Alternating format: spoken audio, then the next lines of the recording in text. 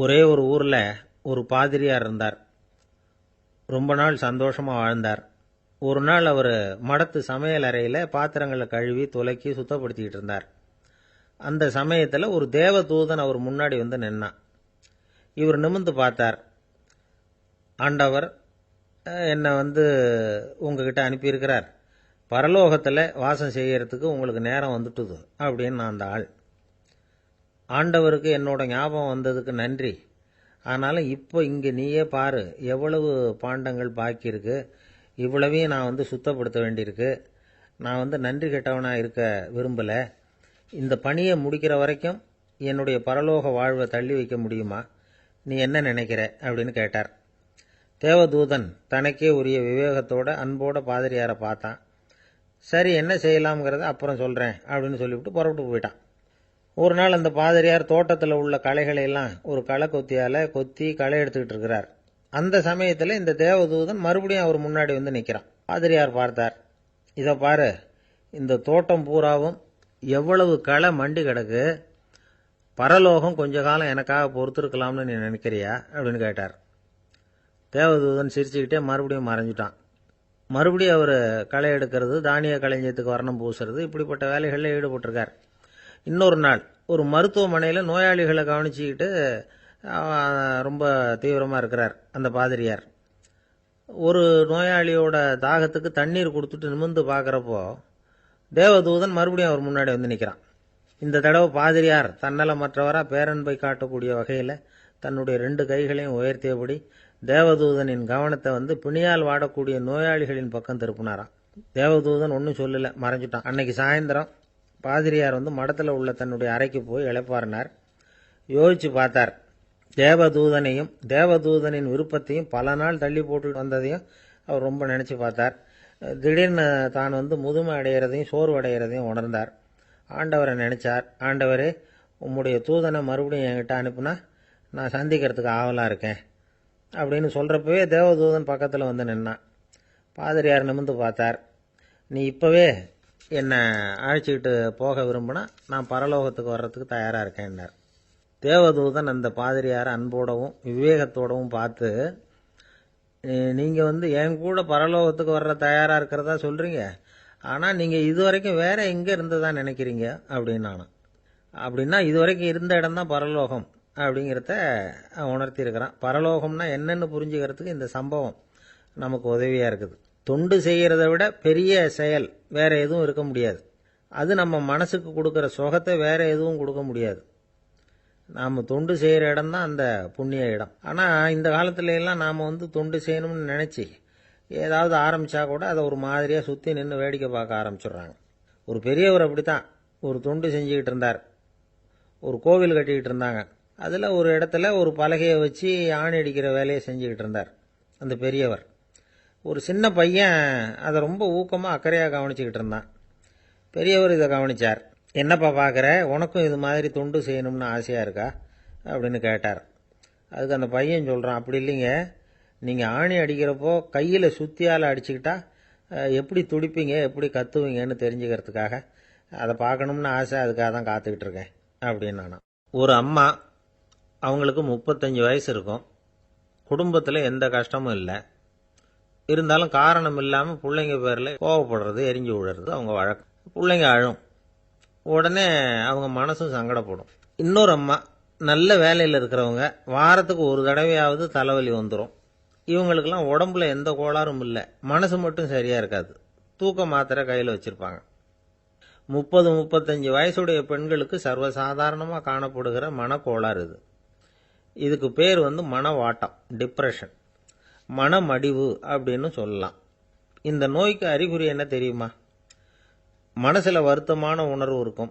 அடிக்கடி அழலாம் போல தோணும். முன்னால எல்லாம் எந்தெந்த செயல்ல ஆர்வம் இருந்ததோ அதெல்லாம் குறைஞ்சிரும், அல்லது சுத்தமாகவே ஆர்வம் இல்லாமல் போயிடும்.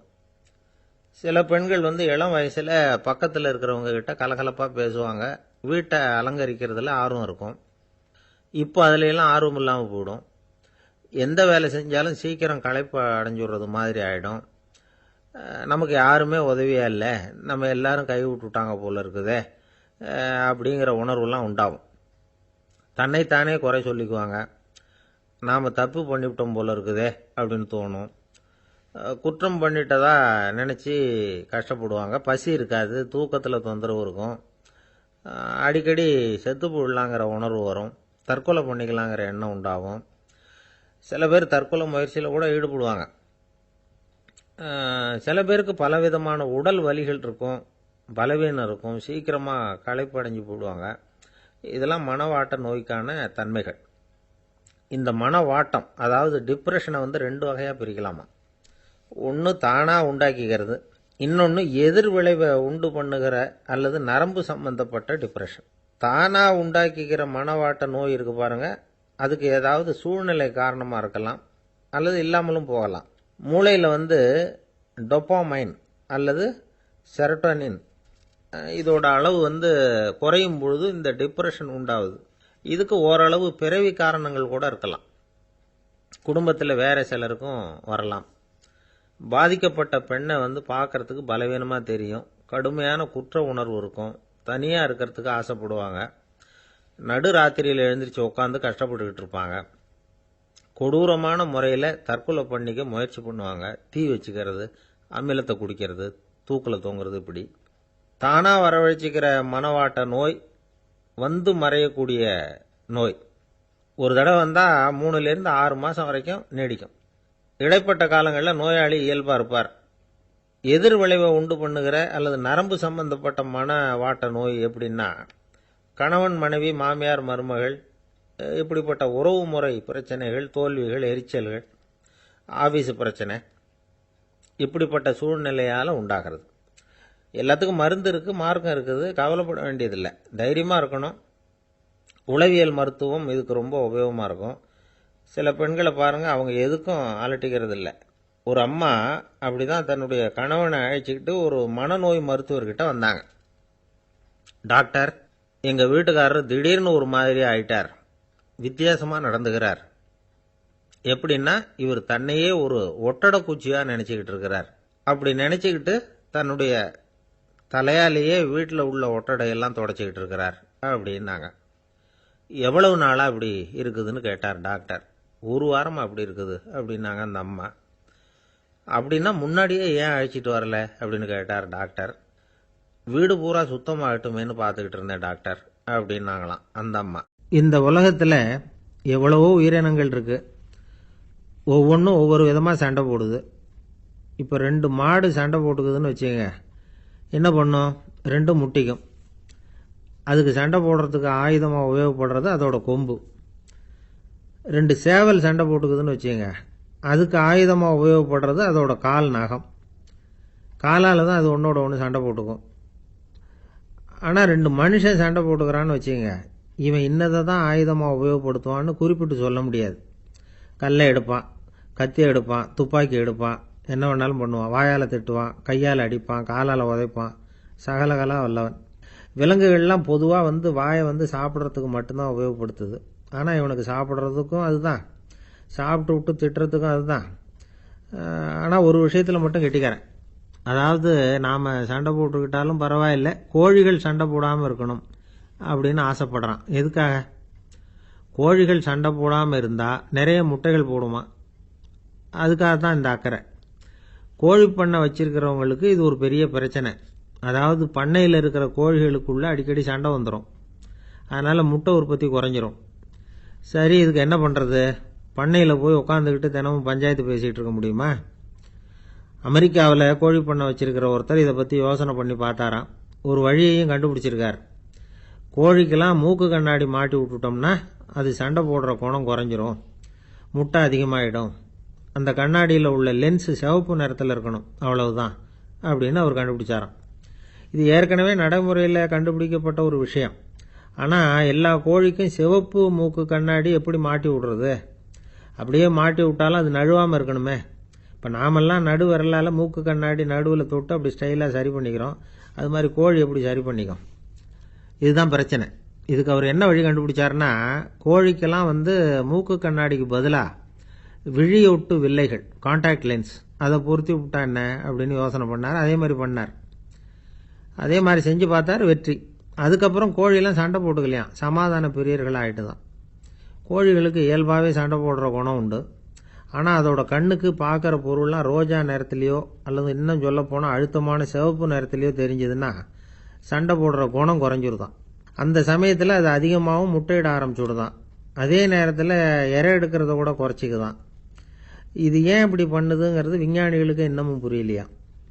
எப்படியோ அமெரிக்க கோழிகள்லாம் கான்டாக்ட் லென்ஸ் பொருத்திக்க ஆரம்பிச்சாச்சு. கோழி கழுத்தை பிடிச்சிக்கிட்டு ஒரு சில வினாடிகளில் அதை பொருத்தி விட்றாங்களாம். கோழியோட ஆயுள் பூரா அது அப்படியே இருக்குமா. பண்ணையில் முட்டை உற்பத்தி குறைஞ்சா இது மாதிரி விஞ்ஞானபூர்வமாக பரிகாரம் தேடுறது தான் நல்லது. நமக்கு வேண்டியப்பட்ட ஒருத்தர் அவர் ஒரு கோழி பண்ணை வச்சுருந்தார். அந்த பண்ணையில் பாதி கோழி திடீர்னு செத்து போச்சு. உடனே ஒரு கால்நடை மருத்துவர்கிட்ட போக வேண்டியது தானே. அங்கே போகல. உள்ளூரில் மந்திரம் பண்ணிகிட்டு இருந்த ஒரு சாமியார்கிட்ட போனார். அவர் காலில் விழுந்தார். சாமி, என் பண்ணையில் பாதி கோழி செத்து போட்டுதுன்னார். சாமியார் யோசனை பண்ணார். சரி, பண்ணையில் வாசப்படி கிழக்கு பக்கமாக வச்சிருக்கியா மேற்கு பக்கமாக வச்சிருக்கியான்னு கேட்டார். கிழக்கு பக்கமாக இருக்குன்னார் அவர். அதுதான் தப்பு, மேற்கு பக்கமாக அதை மாற்று சரியாக போடும்னாராம். அதே போல் இவர் போய் மாற்றிவிட்டார். அப்பவும் பாதி செத்து போச்சு. மறுபடியும் சொன்னார், சாமி மறுபடியும் பாதி கோழி செத்து போட்டுதேன்னார். சரி, கூரை எப்படி போட்டிருக்க, ஓடு போட்டிருக்கியா இல்லை கீத்து போட்டிருக்கியான்னார். ஓடு போட்டிருக்கேன்னாராம் அவர். அதுதான் தப்பு, கீத்து போட்டுரு சரியாக போடும்னாராம். சரின்னு போய் அதையும் மாற்றி பார்த்தார். மறுபடியும் போயிட்டுது, கோழி செத்து போச்சு. வந்தார். மறுபடியும் பாதி செத்து போச்சு சாமின்னு வந்தார். இவரும் யோசனையை மாற்றி மாற்றி சொல்லிகிட்டே இருக்கிறார். இப்படி அவரும் மாற்றி மாற்றி பார்த்தார். 6வது தடவையாக அவரை தேடிட்டு வந்தார். அந்த சமயத்தில் இவர் ரொம்ப தீவிரமாக யோசனை பண்ணி பார்த்துட்டு, அது சரிப்பா, நீயும் என்கிட்ட சளைக்காமல் வந்துக்கிட்டு இருக்கிற, நானும் யோசனை சொல்லிகிட்டு இருக்கேன். இப்பவும் உங்ககிட்ட சொல்கிறதுக்கு என்கிட்ட யோசனை நிறையா இருக்குது. ஆனால் சோதிக்கிறதுக்கு உங்ககிட்ட கோழி இல்லையே, என்ன பண்ணுறது அப்படின்னாராம் இவர்.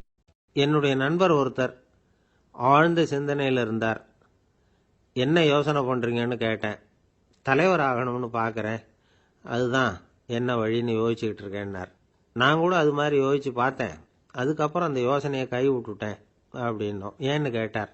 அதுக்கான தகுதிகள் நமக்கு இல்லைங்கிறது புரியுது.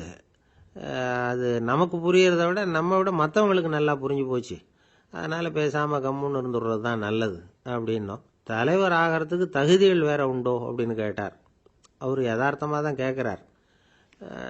நாங்கள் உடனே எங்ககிட்ட இருந்த ஒரு புத்தகத்தை எடுத்து அவர்கிட்ட கொடுத்தோம். படித்து பாருங்கன்னு. தலைவர் ஆகிறதுக்கு என்ன வழி அப்படிங்கிறத பற்றி அதில் போட்டிருக்கிறாங்க. முதல் வழி என்ன தெரியுமா? ஒரு 4 பேர் முன்னாடி இல்லைன்னா ஒரு கூட்டத்துக்கு முன்னாடி நீங்கள் பேச போகிறீங்க. அப்போ எப்படி ஆரம்பிக்கணும்னா, உண்மையான புகழ்ச்சி, நேர்மையான பாராட்டு, இதோடு ஆரம்பிக்கணும். எடுத்ததுமே அது சரியில்லை இது சரியில்லைன்னு பேசிகிட்டு இருக்கக்கூடாது. மக்களை பார்த்து நீங்கள் தான் தப்பு பண்ணிவிட்டீங்க அப்படின்னு நேரடியாக சொல்லக்கூடாது. தவறு இருந்தாலும் அதை மறைமுகமாக ஏதாவது கதை சொல்லி அதிலிருந்து அவங்க புரிஞ்சுக்கிற மாதிரி செய்யணும். அடுத்தவங்க பண்ண தப்பு என்னன்னு அலசறதுக்கு முன்னாடி நீங்கள் பண்ணின தப்பு என்னங்கிறத பற்றியே பேசுங்க. எதுக்கும் நேரடியாக உத்தரவு போட்டுக்கிட்டு இருக்கக்கூடாது. இதை நீங்கள் செய்யணும் அப்படின்னு சொல்கிறதுக்கு பதிலாக நீங்கள் இப்படி செஞ்சால் எப்படி இருக்கும் அப்படின்னு கேள்வி மாதிரி கேட்கணுமா. இப்படி கேட்டால் அது உத்தரவு மாதிரி தெரியாதான். அடுத்தவங்க மரியாதையை காப்பாற்றுறது மாதிரி பேசணுமா. உங்கள் பேச்சு இன்னொருத்தரை அவமானப்படுத்துறது மாதிரி இருக்கக்கூடாதான். ஏண்டா இவங்கிட்ட போய் மாட்டிக்கிட்டோம்னு யாரும் நினச்சிடக்கூடாது. ஒவ்வொரு சின்ன வளர்ச்சியையும் பாராட்டணும். வெற்றி சாதாரணமாக இருந்தாலும் பாராட்டாமல் இருந்துடக்கூடாது. பாராட்டும் பொழுது தாராளமாக இருக்கணும். குறை சொல்லும் பொழுது கவனமாக இருக்கணும். வாய்க்கு வந்தபடி பேசிவிட்டா அதுக்கப்புறம் வகையாக மாட்டிக்கிட்டு முழிக்க வேண்டியிருக்கும். நீங்கள் பேசுறது இன்னொருத்தருக்கு ஒரு கௌரவத்தையும் மரியாதையும் உண்டு பண்ணுறது மாதிரி இருக்கணும். நீங்கள் பேசுறது அடுத்தவங்களுக்கு இருக்கிற கொஞ்ச நெஞ்ச மரியாதையும் எடுத்து விடுறது மாதிரி இருக்கக்கூடாது. உங்கள் பேச்சை கேட்டால் கேட்குறவங்களுக்கு ஒரு ஊக்கம் வரணும், உற்சாகம் வரணும். தவறு எதுவாக இருந்தாலும் அதை சுலபமாக திருத்திக்கலாம், சரி பண்ணிக்கலாங்கிறது மாதிரி இருக்கணும் உங்கள் பேச்சு. அடுத்தவங்களை சந்தோஷப்படுத்துங்க. உங்கள் யோசனையை கேட்டு நடந்துக்கிறதுனால அந்த சந்தோஷம் அவங்களுக்கு கிடைக்கணும். இந்த தகுதியெல்லாம் உங்ககிட்ட இருந்தால் நீங்கள் ஒரு சிறந்த தலைவராகலாம் அப்படின்னு அந்த புஸ்தகத்தில் போட்டிருக்கு. இந்த காலத்தில் தலைவர் ஆகிறதுக்கு வேற சில தகுதிகள்லாம் கூட தேவைப்படுது. ஒரு புள்ள தன்னுடைய அப்பா கிட்ட, அப்பா உன்ன மாதிரியே நானும் அரசியலில் சேரணும், தலைவர் ஆகணும்னு ஆசைப்படுறேன், இன்னையிலேருந்து எனக்கு அரசியல் பாடம் கற்றுக் கொடு அப்படின்னு கேட்டிருக்கான். அவரும் சரின்னு சொல்லிவிட்டு ஒரு பெரிய ஏணியை எடுத்துகிட்டு வந்தாராம்.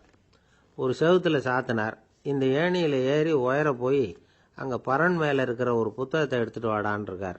மகனை பார்த்து, அப்பா ஏணி ரொம்ப உயரமாக இருக்குது, நீ ஜாக்கிரதையாக இதை பிடிச்சிக்கோ, நான் ஏறி போகிறேன் அப்படின்னு நான் பையன். பயப்படாத, நான் பார்த்துக்கிறேன்னார் அப்பா.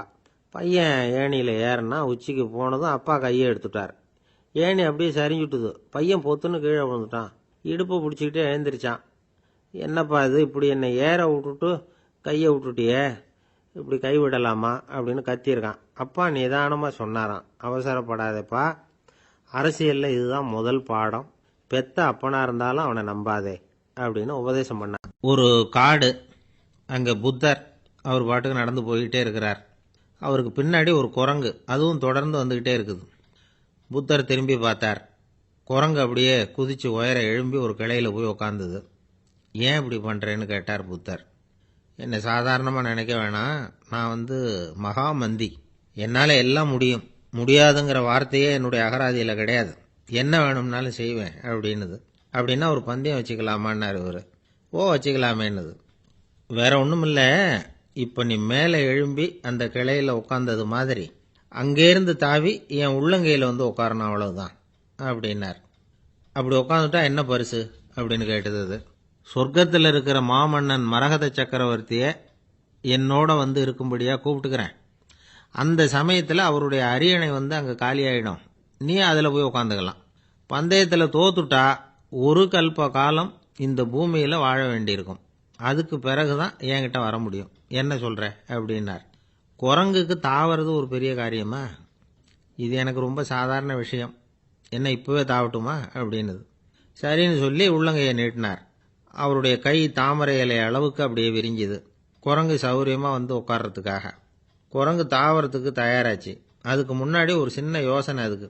இந்த கிளையிலிருந்து அந்த கைக்கு தாவறது எனக்கு ரொம்ப அற்பமான ஒரு வேலை, இது ரொம்ப சாதாரணம், என்னுடைய கௌரவத்துக்கு இது சரியா இருக்காது. அதனால நான் என்ன பண்ண போறேன்னா, இங்கேருந்து கிளையிலிருந்து அப்படியே உயர எழும்ப போறேன். எழும்பி மேல் உலகம் போய் அங்கே ஒரு சுற்றி விட்டு அதுக்கப்புறம் அங்கேருந்து நேராக இந்த கையில் உட்கார போகிறேன் அப்படின்னு நினச்சது. என்ன யோசிக்கிற அப்படின்னார் புத்தர். ஒன்றும் இல்லை, இந்த பாயிரம் பார் அப்படின்னு சொல்லி தாவி உயர போயிட்டுது. கொஞ்ச நேரத்தில் வான உலகத்துக்கே போய் சேர்ந்துட்டுது. அங்கே போய் பார்த்தா அங்கே ஒரு 5 பளிங்கு தூண்கள் இளம் சிவப்பு நிறத்தில் நின்றுக்கிட்டு இருக்குது. குரங்கு நினச்சிக்கிட்டது, புத்தர்கிட்ட போய் இந்த பளிங்கு தூண்களை பார்த்தோம்னு சொன்னால் அப்படியே திகைச்சு போயிடுவார், இந்த தூணில் ஏதாவது அடையாளம் செஞ்சுட்டு போகணும் அப்படின்னு அந்த இடத்துல மிதந்துக்கிட்டே நினச்சிது. உடனே ஒரு தூணில் எழுதிச்சு. என்ன எழுதிச்சுன்னா, ஒரு மகா ஞானி இங்கே வந்துட்டு போகிறார் அப்படின்னு எழுதிச்சு. எழுதிவிட்டு அப்படியே கீழே தாவி புத்தரோட உள்ளங்கையில் உட்காந்துது. எப்படி பார்த்தீங்களா என்னுடைய வேலை, வான உலகத்துக்கே போய் அங்கே இருக்கிற 5 பளிங்கு தூண்களை பார்த்துட்டு அதில் நான் வந்த விவரத்தை எழுதி வச்சுட்டு அதுக்கப்புறம் இங்கே வந்திருக்கிறேன் அப்படின்னுது ரொம்ப பெருமையாக. அப்படியா அப்படின்னார் புத்தர். ஆமாம், சந்தேகமாக இருந்தால் வாங்க, அழைச்சிட்டு போய் காட்டுறேன் அப்படின்னுது அந்த குரங்கு. அதுக்கு தேவையில்லை, அப்படியே கொஞ்சம் கீழே குனிஞ்சு பார் தெரியும் அப்படின்னார் புத்தர். அங்கே பார்த்தா புத்தரோட உள்ளங்கை தெரிஞ்சுது. நல்லா உத்து பார்த்துது.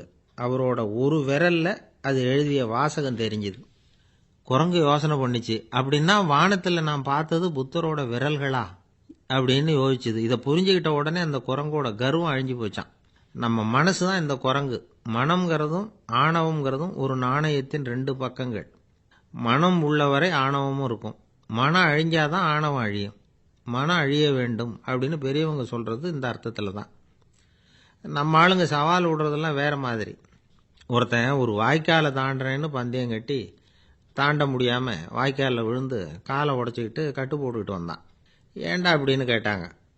நான் பந்தயம் கட்டின நேரம் சரியில்லை அப்படின்னா. எப்படிறான்னு கேட்டிருக்காங்க. வாய்க்காலில் தண்ணி இருக்கிற நேரமாக பார்த்து பந்தயம் கட்டியிருக்கணும் அப்படின்னானா. ஒரு தெருவில் சில சிறுவர்கள் விளையாடிக்கிட்டு இருந்தாங்க. ஏதோ ஒரு உயரமான கல்லை நடுத்தெருவில் வச்சு அதை சுற்றி சுற்றி ஓடி வந்துக்கிட்டு இருக்கிறாங்க. அது என்ன விளையாட்டோ அவங்களுக்கு தான் தெரியும். கொஞ்ச நேரம் அப்படி விளையாடிக்கிட்டு இருந்தவங்க விளையாடி முடிச்சதும் அந்த கல்லை நடுத்தெருவில் அப்படியே விட்டுட்டு அவங்கவுங்க வீட்டுக்கு ஓடி போட்டாங்க.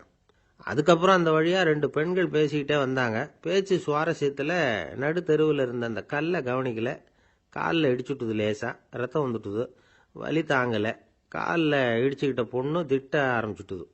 வர வர ஊர் உலகம் ரொம்ப கெட்டு போச்சு, யாருக்கும் பொறுப்பே கிடையாது பாரு, இப்படி நடுத்தருவில் பொறுப்பு இல்லாமல் இப்படி கல்லை போட்டு வச்சிருக்கிறாங்களே, இது நியாயமா அப்படின்னு சொல்லி இந்த சமூகத்தை கடுமையாக விமர்சனம் பண்ணிக்கிட்டு அவங்க போயிட்டாங்க. கொஞ்ச நேரம் கழித்து ஒரு வாலிபன் அந்த வழியாக வந்தான். அந்த கல்லை பார்த்தான், நின்னான், ஒரு நிமிஷம் யோசனை பண்ணான், என்ன பண்ணலாம்னு பார்த்தான். தன்னுடைய வீரத்தையும் பலத்தையும் காட்டணும்னு நினைச்சான். பின்னாடி போனான். அப்புறம் வேகமாக ஓடி வந்து ஒரு சின்ன ஹை ஜம்ப் அப்படியே துள்ளி குதிச்சான். துள்ளி குதித்து தாண்டி அந்த பக்கமாக போய் விழுந்தான். அப்படியே விசில் அடிச்சுக்கிட்டு அவன் பாட்டுக்கு நடந்து போகிறான். அடுத்தபடியாக ஒரு காதல் ஜோடி அந்த வழியாக வந்தது. நடுத்தெருவில் கல் கண்ணில் பட்டது. அவங்க 2 பேரும் ரொம்ப நெருக்கமாக சேர்ந்து வந்துக்கிட்டு இருக்கிறாங்க. நடுவில் கல் இருக்கிறதுனால கொஞ்ச நேரம் 2 பேரும் விலகி மறுபடியும் இந்த பக்கம் வந்து சேர்ந்து போகணும். கொஞ்ச நேரம் நாம் பிரிய வேண்டி இருக்குதே அப்படின்னு வருத்தத்தோட முணுமுணுத்துக்கிட்டே இந்த பக்கம் வந்தாங்க. அதுக்கப்புறம் வழக்கம் போல் சேர்ந்து அவங்க பாட்டுக்கு எதிர்காலத்தை பற்றி கற்பனை பண்ணிக்கிட்டே போயிட்டாங்க. கடைசியாக அந்த வழியாக பார்வை இல்லாத ஒருத்தர் வந்துக்கிட்டு இருக்கார். அவர் கையில் வழக்கமாக வச்சிருக்கிற அந்த ஊன்றுகோல், கையில் இருக்கிற அந்த ஊன்றுகோலால் தனக்கு முன்னாடி அப்படியும் இப்படியும் அப்படியே தட்டிக்கிட்டு பார்த்துக்கிட்டே அவர் மெதுவாக நடந்து வந்துக்கிட்டு இருக்கிறார். வழியில் இருக்கிற அந்த கல் தட்டுப்பட்டுது. உடனே நடுத்தெருவில் ஒரு கல் இருக்குங்கிறத அவர் புரிஞ்சுக்கிட்டார். உடனே குனிஞ்சார். அந்த கல்லை தடவி பார்த்து எடுத்தார். தெரு ஓரமாக கொண்டுட்டு போய் போட்டார். அதுக்கப்புறம் அவர் பாட்டுக்கு அவர் வழியில் நடந்து போனார். இப்போது இதில் பல பேர் வந்தாங்க போனாங்க. இவங்களில் பார்வை உள்ளவங்க யார், பார்வை இல்லாதவங்க யார்? இப்படி ஒரு கேள்வி கேட்டால் என்ன பதில் சொல்ல முடியும்? கொஞ்சம் யோசிச்சு பார்த்தா இன்னைக்கு பல பேர் இப்படி தான் இருந்துகிட்டு இருக்கிறோம். ஒரு ஆள் பார்க்கறதுக்கு பெரிய மனுஷன் மாதிரி இருக்கார். ஒரு தெரு வழியாக நடந்து வந்துக்கிட்டு இருந்தார். இருட்டு நேரம். வழியில் ஒரு பெரிய கல் கிடந்தது, கருங்கல். பார்த்தார். கொஞ்ச நேரம் யோசிச்சார். போய் தூக்கி பார்த்தா ரொம்ப கனமாக இருந்தது. இன்னொரு ஆள் சேர்ந்தாதான் தூக்க முடியும். இவர் உடனே ரோட்டோரமாக போய் ஒரு மரத்தடியில் உட்காந்துக்கிட்டார். 2 பக்கமும் பார்த்துக்கிட்டே இருக்கார், யாராவது வர்றாங்களான்னு. கொஞ்ச நேரத்தில் ஒருத்தர் வந்தார். இவருக்கு தெரிஞ்சவர். என்னங்க இந்த நேரத்தில் இங்கே உட்காந்துருக்குறீங்கன்னு கேட்டார் அவர். அதோ அந்த கருங்கல் அப்படின்னு சுட்டி காட்டினார். ஓ, அதை தூக்கி ஓரமாக போடணுமா? வாங்க 2 பேரும் தூக்கலான்னார் வந்தவர். நான் அதுக்காக உட்காந்துருக்கலேன்னார் இவர். பின்ன வேற எதுக்காகன்னார் அவர். ஒரு மனுஷன் கருங்கல்லில் காலை இடிச்சுக்கிட்டான்னா எப்படி துள்ளுவான்னு பார்க்கணுங்கிறது எனக்கு ரொம்ப நாளாக ஒரு ஆசை. அதுக்காக தான் உட்காந்துருக்கிறேன் அப்படின்னாராம். அன்பா இருக்கணும்னு அநேக பெரியவங்க சொல்லியிருக்கிறாங்க. நாமளும் அதை கேட்டுட்டு அன்பு காட்டுறதுக்கு தயாராக தான் இருக்கிறோம். அதை வாங்கறதுக்கு தான் ஆளை காணும். இருந்தாலும் அன்புல எத்தனையோ வகை உண்டு. அதை சரியா புரிஞ்சுக்கிட்டு அதுக்கப்புறம் அன்பு காட்ட ஆரம்பிக்கணும். வகையை புரிஞ்சுக்காம அன்பு காட்டினா வம்புல மாட்டிக்க வேண்டியது தான். அன்புன்னா சாதாரணமாக நினைச்சு விடாதீங்க. அதில் எவ்வளவு விதம் தெரியுமா? இரக்கம், கருணை, காருண்யம், பந்துத்துவம், பட்சம், பாசம், நேசம், விசுவாசம், அபிமானம், காதல், பக்தி, இப்படி பல விதமாக அதை பற்றி சொல்லி வச்சிருக்கிறாங்க பெரியவங்க. இந்த வார்த்தைகள்லாம் நாம் கேள்விப்பட்டது தான். இருந்தாலும் அதுகளுக்குள்ள என்ன வித்தியாசம்னு கேட்டால் சரியாக சொல்ல தெரியாது. அதனால் இந்த வார்த்தைகளுக்கெல்லாம் பெரியவங்க என்ன விளக்கம் சொல்கிறாங்கன்னு இப்போ பார்க்கலாம். எளியவர்கள் மேலே செலுத்துகிற அன்பு இருக்கு பாருங்க, அதுக்கு இரக்கம்னு பேர். அறிவு பலம், சரீர பலம், இது ரெண்டும் இல்லாதவங்க மேலே, அதாவது வலிமையற்றவர்கள் மேலே செலுத்துகிற அன்பு இருக்கு பாருங்க, அதுதான் கருணை. எறும்புலேருந்து யானை வரைக்கும் சகல ஜீவராசிகள் மேலேயும் காட்டுற அன்புக்கு காருண்யம்னு பேர், ஜீவகாருண்யம். சிவி சக்கரவர்த்தி காட்டின அன்பு இந்த ரகம். உறவினர்கள், சொந்தக்காரங்க, அவங்க வசதியா இருந்தாலும் வறுமையில் இருந்தாலும் வித்தியாசம் இல்லாம காட்டுற அன்பு இருக்கு பாருங்க, அதுக்கு பேரு பந்துத்துவம். ஒரு எஜமானன் வேலையாள்கிட்ட காட்டுற அன்பு இருக்கு பாருங்க, அதுக்கு பேரு தான் பட்சம். அவனும் தன்னை மாதிரி மனுஷன்தாங்கிற நினைப்பு வேணும். ஒரு தாய் தன்னுடைய குழந்தை மேல, ஒரு குழந்தை தன்னுடைய தாய் மேல செலுத்துற அன்புக்கு பாசம்னு பேரு. ஈருடல் ஓர் உயிர்னு நினைக்கிறது இது. ராமரும் கௌசலையும் இதுக்கு உதாரணம். தம்மை ஒத்த நண்பர்கள் கிட்ட செலுத்துற அன்புக்கு நேசம்னு பேரு. வயசு, செல்வம், அந்தஸ்து, இந்த வித்தியாசமெல்லாம் பார்க்காம அவங்க சுக துக்கத்துல சமபங்கு எடுத்துக்கிறது இது. கிருஷ்ணன் குசேலர்கிட்ட காட்டினது இந்த ரகம். வேலை செய்யறவன் முதலாளி கிட்ட காட்டுற அன்புக்கு விசுவாசம்னு பேரு. தேசத்து மேலேயும் தாய்மொழி பேர்லையும் செலுத்துற அன்புக்கு அபிமானம்னு பேரு. தேசாபிமானம்னு சொல்றமே இதுதான். ஒரு கணவன் மனைவி பேர்ல காட்டுற அன்புக்கு காதல்னு பேரு. கடவுள் பேர்ல செலுத்துற அன்புக்கு பக்தின்னு பேரு. இப்படி அன்புல பல ரகம் இருக்கிறப்போ அதுல உள்ள வித்தியாசம் தெரியாம இடம் மாத்தி அன்பு காட்டினா இடைஞ்சல் தான். சரி, இந்த அன்பை பத்தி விஞ்ஞானம் என்ன சொல்லுது தெரியுமா? இதயத்தை பாதுகாக்கிறதுக்கு முக்கியமா தேவைப்படுற ஒண்ணு இந்த அன்புதான்னு சொல்லுது. நெதர்லாந்து விஞ்ஞானிகள் இதை ஆராய்ச்சி பண்ணியே கண்டுபிடிச்சிருக்கிறாங்க. கொஞ்சம் முயல் குட்டிகளை 2 பிரிவாக பிரித்தாங்க. 2 குரூப்புக்கும் கொழுப்பு அதிகமாக உள்ள ஆகாரத்தையே கொடுத்துக்கிட்டு வந்தாங்க. ஆனால் ஒரு குரூப்புக்கு வெறுமன ஆகாரத்தை கொடுத்ததோட சரி, இன்னொரு குரூப்பு முயல்களுக்கு ஆகாரம் கொடுத்ததோடு நிறுத்திக்கல. அதுக்கு முன்னாடி கூண்டுகளை திறந்து விட்டு முயல்களை கொஞ்ச நேரம் எடுத்து கொஞ்சி விட்டு அதுக்கப்புறமா ஆகாரம் கொடுத்தாராம் ஆராய்ச்சியாளர். இந்த குரூப்புக்கு இதய பாதிப்பு 60% குறைச்சலாக இருந்துதான். சில நோயாளிகளுக்கு ஹார்ட் அட்டாக் வந்தாலும் அதை தாங்கிக்கிட்டு குணமாகிற சக்தி அதிகமாக இருக்குது. இது எப்படின்னு ஆராய்ச்சி பண்ணி பார்த்துருக்குறாங்க. அவங்கெல்லாம் மனைவி தன் பேரில் ரொம்ப அன்பாக இருக்கிறதாக நினைக்கிறவங்களா இருக்கிறாங்களாம். இதய நோயாளிகள் பல பேரை சந்தித்து இதய நோய் ஏற்பட என்ன காரணம்னு கேட்டிருக்கிறாங்க. அவங்க சொன்ன காரணம்லாம் சாப்பாடு சம்மந்தமாக இல்லையா, மனைவி அன்பா இல்லை, இப்படிப்பட்ட காரணத்தை தான் சொல்கிறாங்களாம். அதனால் இதயத்தை பாதுகாக்கணும்னு நினைக்கிறவங்க அடுத்தவங்க அன்பாக இருக்கிறது மாதிரி பார்த்துக்குங்க, அதுதான் முக்கியம்.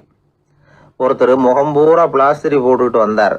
ரொம்ப கோபமாக, என்னங்க ஆச்சுன்னு விசாரித்தேன். எல்லாம் உங்களால் தான் சார்னார். விவரமாக சொல்லுங்களேன். என்ன உங்கள் தகவலை கேட்டுட்டு ஒரு பூனைக்குட்டியை கையில் எடுத்தேன், அன்பாக அதை தடவி கொடுக்கறதுக்காக.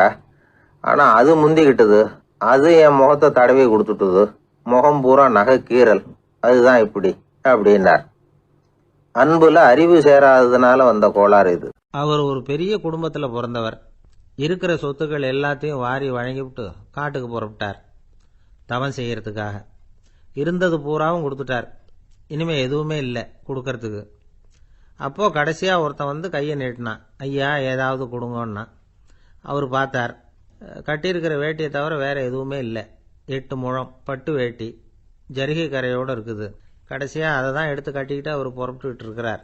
அவர் பார்த்தார், எதிரில் அவன் பரிதாபமாக நின்றுக்கிட்டு இருக்கிறான். அந்த 8 முழ வேட்டியை 2ஆக கிழிச்சார். 4 முழத்தை அவங்ககிட்ட கொடுத்துட்டு மீதி 4 முழத்தை தன்னுடைய இடுப்பில் கட்டிக்கிட்டு அவர் காட்டுக்கு போயிட்டார். இவன் என்ன பண்ணான் தெரியுமா? கையில் கிடைச்ச 4 முழத்தை எடுத்துக்கிட்டு கடை வீதிக்கு போனான். பழைய பட்டு வேட்டி ஜருகை இதெல்லாம் விலைக்கு வாங்குற வணிகர் ஒருத்தர் இருந்தார். அவர்கிட்ட போனான். இதை விலைக்கு எடுத்துக்கிறீங்களான்னு கேட்டான். அவர் வாங்கி பார்த்தார். ஆகா, ரொம்ப அருமையான வேட்டி, விலை வசந்த ஜருகை, இது ஏது உனக்குன்னு கேட்டார். அவன் நடந்ததை சொன்னான். அப்படின்னா ஒன்று செய்ய, இந்த வேட்டியோட இன்னொரு பாதியையும் மெதுவாக வாங்கிட்டு வந்துரு, உனக்கு நிறைய பணம் தரேன் அப்படின்னார் அந்த வணிகர். இவன் கொஞ்சம் யோசனை பண்ணி பார்த்தான். கொஞ்சம் இருங்க, அதை வந்துவிடுறேன் அப்படின்னு சொல்லிவிட்டு நேராக காட்டுக்கு போனான். அவர் எங்கே இருக்காருன்னு தேடி கண்டுபிடிச்சான். அவர் ஒரு இடத்துல தவக்கோலத்தில் இருக்கிறார். கட்டியிருந்த இடைவேட்டியும் அவரை அறியாமலே நழுவி கீழே விழுந்து கிடக்குது. இவனுக்கு ரொம்ப வசதியாக போச்சு. அவரை கேட்க வேண்டிய அவசியமே இல்லை. மெதுவாக சத்தம் போடாமல் அடிமேல அடி வச்சு நெருங்கினான். அவர் கண்ணை மூடிக்கிட்டு அவர் பாட்டு நின்றுக்கிட்டு இருக்கார். இவன் மெதுவாக போய் கீழே கிடந்த அந்த துணியை எடுத்துக்கிட்டு சத்தம் போடாமல் திரும்பி நடந்தான். அப்படி கொஞ்சம் தூரம் நடந்திருப்பான்.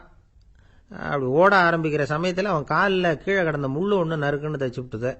வலி தாங்க முடியாமல் அம்மான்னு கத்திவிட்டான். இந்த சத்தத்தினால கண்ணை மூடி நின்றுக்கிட்டு இருந்த அவர் தவம் கலைஞ்சுது.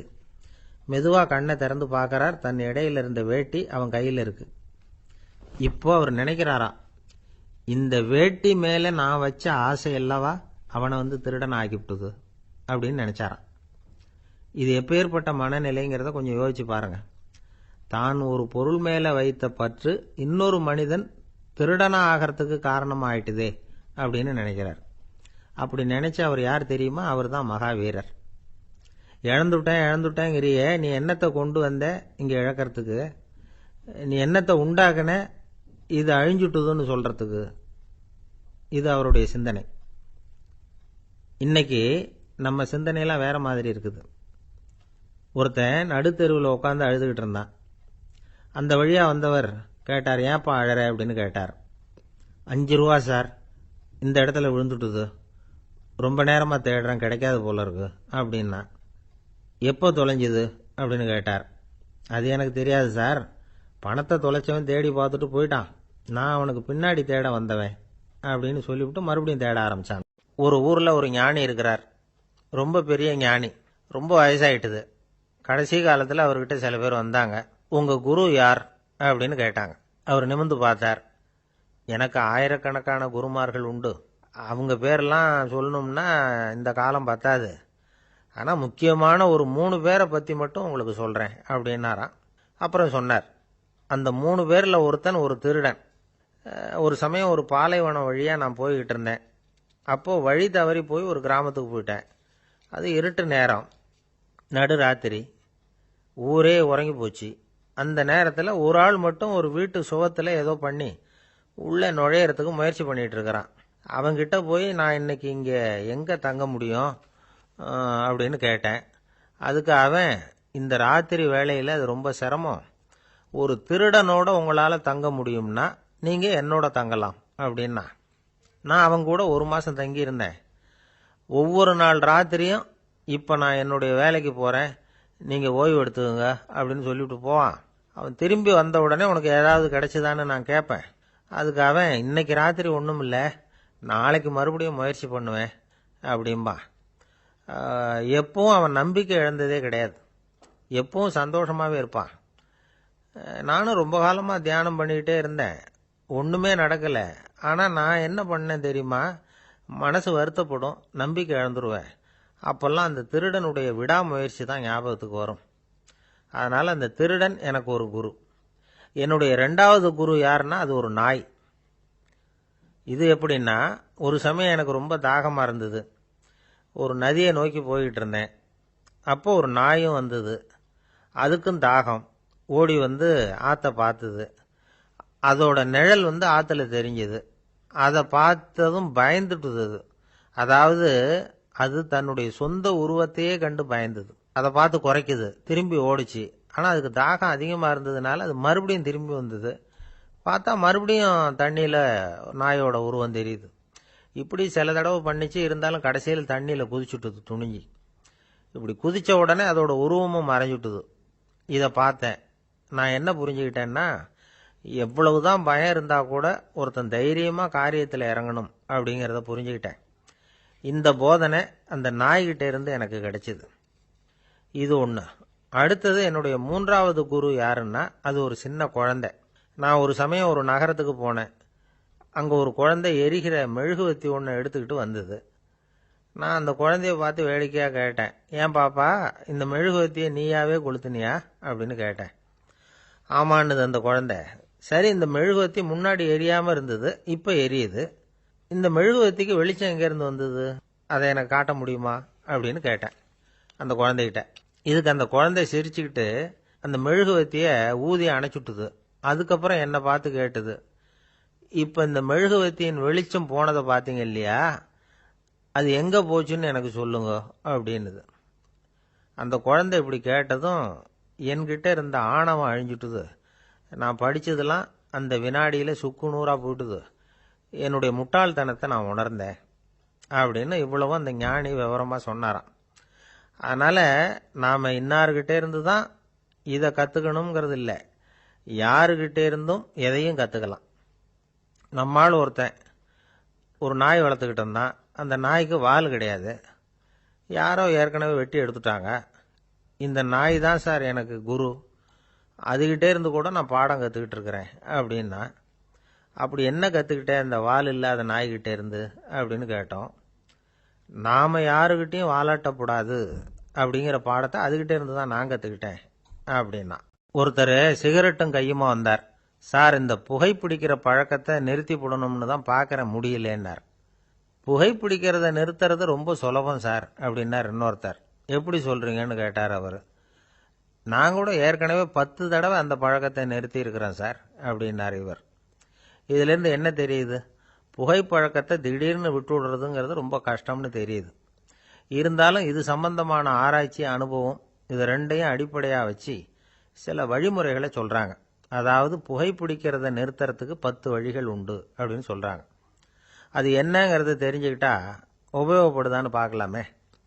முதல் கருத்து என்னன்னா, கொஞ்ச நாளைக்கு புகைப்பிடிக்கிற நண்பர்களை விட்டு விலகி இருக்கணும். இதனால் புகைப்பிடிக்கிற ஆசை குறையும். அந்த பழக்கத்தை மறுபடியும் ஆரம்பிக்கப்படாதுங்கிற எண்ணம் உறுதிப்படும். 2வது கருத்து, புகைப்பிடிக்கிறதை எதிர்த்து தீவிரமாக பிரச்சாரம் செய்ய ஆரம்பிச்சிடணும். அது அடுத்தவங்களுக்கும் உபயோகப்படும், உங்களுக்கும் உபயோகப்படும். உங்கள் உள்ளுணர்வை அது தூண்டும், உங்களை உறுதி கொள்ள வைக்கும். 3வது கருத்து என்னன்னா, தினமும் 2 தடவை குளிக்கணும். எப்படி தெரியுமா, முதல்ல வெது வெதுப்பான தண்ணீர், அப்புறம் குளிர்ந்த தண்ணீர், இப்படி மாறி மாறி குளிக்கணுமா. 4வது கருத்து, உடற்பயிற்சிகள் செய்யணும். மூச்சு வாங்குற மாதிரியான பயிற்சிகள் ரொம்ப நல்லதான். பிராணாயாமம் அப்படிங்கிற மூச்சு பயிற்சி ரொம்ப நல்லதுங்கிறாங்க. அப்புறம் 5வது கருத்து, சாப்பாடு மிதமாக இருக்கணும், சீராக இருக்கணும். பச்சை காய்கறிகள், பழங்கள் சாப்பாட்டில் சேர்த்துக்கலாம். அடிக்கடி கொஞ்சம் கொஞ்சமாக சாப்பிட்டு ரத்தத்தில் சர்க்கரையின் அளவை பராமரிக்கணும். இது நரம்புகளை அமைதிப்படுத்தும். 6வது கருத்து என்னன்னா, ரொம்ப நேரம் பசியோடு இருக்கக்கூடாது. புகைப்பிடிக்கிறத நிறுத்த முயற்சி செய்யும் பொழுது எடை குறைப்பு நடவடிக்கைகளை மேற்கொள்ளக்கூடாது. 7வது கருத்து, காப்பி, தேநீர், மதுபானம், அப்புறம் போதைப் பொருள்கள் கலந்த உணவுகள் இதெல்லாம் வேணாம். புகைப்பிடிக்கிறத அதெல்லாம் ஊக்கப்படுத்தும். கடுகு, மிளகு, அப்புறம் காரமான பொருள்களை தவிர்க்கணும். உப்பு அளவை குறைக்கணும். தினமும் 10 குவளை தண்ணீராவது குடிக்கணும். வெறும் தண்ணி புகைப்பிடிக்கிற ஆவலை தணிக்குதான். 8வது கருத்து, கையில் சிகரெட்டு, புகையில ஏதாவது இருந்தால் உடனே தூக்கி எறிஞ்சிருங்க. அது கையில் இருக்கிற வரைக்கும் புகைப்பிடிக்கிற ஆசை வந்துக்கிட்டே இருக்கும். 9வது கருத்து என்னன்னா, இறை நம்பிக்கை உள்ளவங்க புகைப்பிடிக்கிற எண்ணம் வர்றப்போவெல்லாம் பிரார்த்தனை செய்ய ஆரம்பிச்சுடலாம். 10வது கருத்து, உங்களுக்கு ரொம்பவும் வேண்டியவங்க யாரோ அவங்ககிட்ட எல்லாம் நீங்கள் புகைப்பிடிக்கிறத நிறுத்தி விட்டதா சொல்லிவிடுங்க.